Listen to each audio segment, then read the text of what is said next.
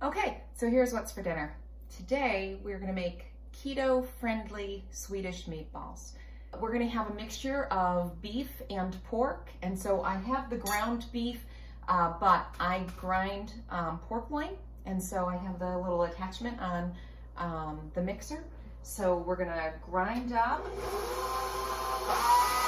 pound of the pork.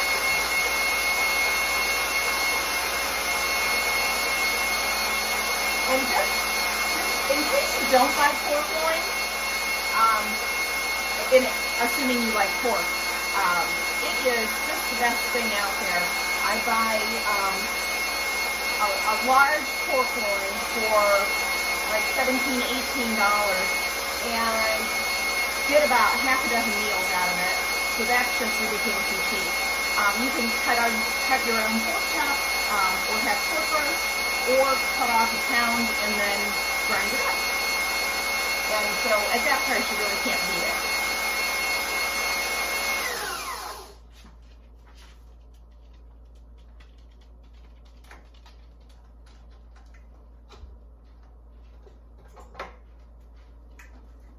And of course, if you don't happen to have a meat grinder or an attachment for a meat grinder, which by the way is they're the metal plates. If you have a pasta maker attachment, then that is actually the meat grinder for the KitchenAid mixers. So the pork is ground, and now I should probably tell you that you want to preheat your oven to 400 degrees. And so we have the ground pork and the ground beef. And you want to line a pan with parchment paper. However, I just used my last piece of parchment paper. So I am just using foil. And just as a tip, you do not want to substitute waxed paper because it's just not the same. You can't heat wax paper without the wax coming off of it. So here's a funny story. Many years ago, when I was baking a pumpkin roll, you're supposed to use parchment paper to line the pan. And I had no idea what parchment paper was. I knew what it looked like, but I went ahead and I used wax paper because it looked close enough. And so of course it had a funny smell when I took it out. And so I went ahead and I made the pumpkin roll, and then I explained to my former spouse that I had used wax paper and that I thought that there might be a problem, but he still did eat the whole thing because pumpkin roll.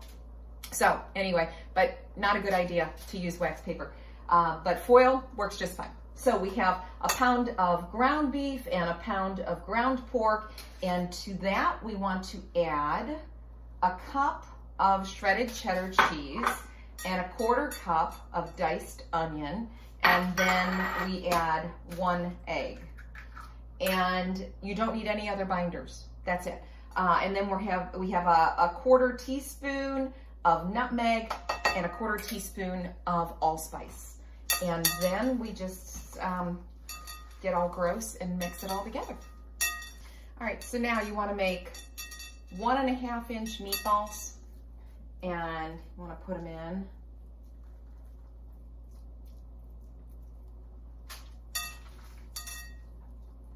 to your prepared pan. I'm using what is it, 13 by 9 inch, a 13 by 9 inch casserole dish lined with foil. And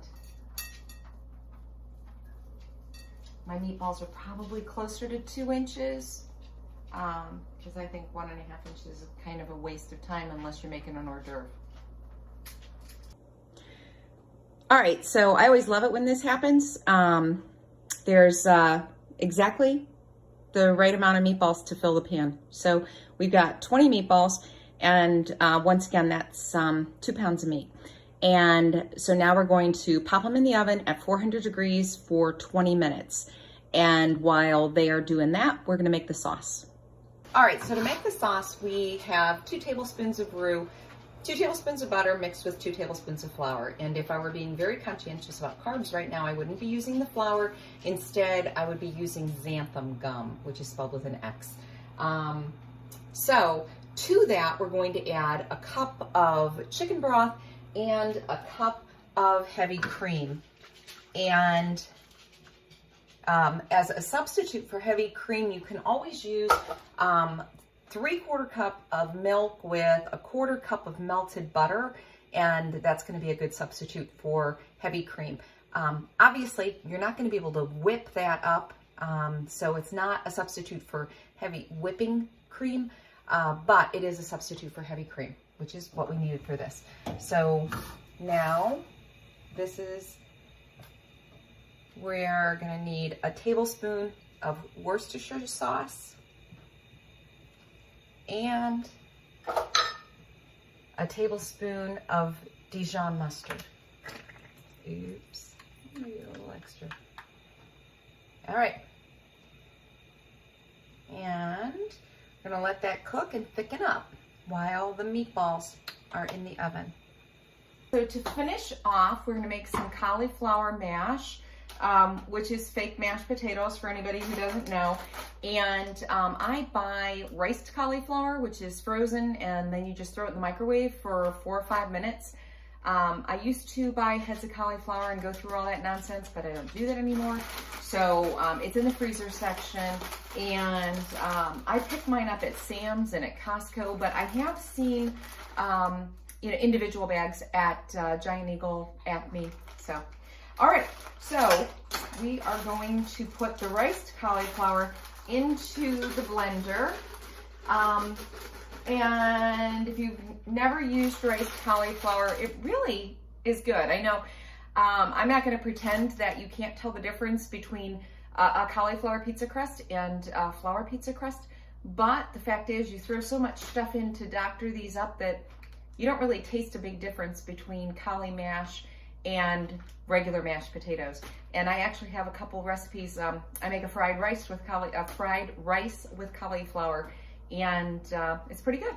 So, okay, so we put the cauliflower in, and I don't really measure this stuff, and sometimes I put some stuff in and I don't. I'm gonna say this is probably about 1/4 cup of sour cream, and we've got a couple tablespoons of butter, and then I'm gonna put in a couple cloves of garlic. How's that? And then, oops, forgot the lid.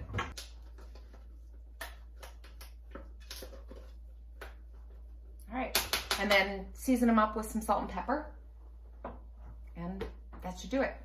I'm gonna go grab the meatballs.